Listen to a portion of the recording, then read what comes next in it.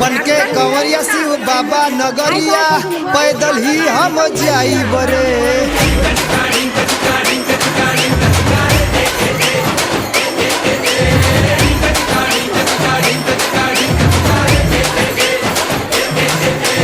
बालू आ कंकर से भरल डगरिया पैदल ही हम जाई बरे।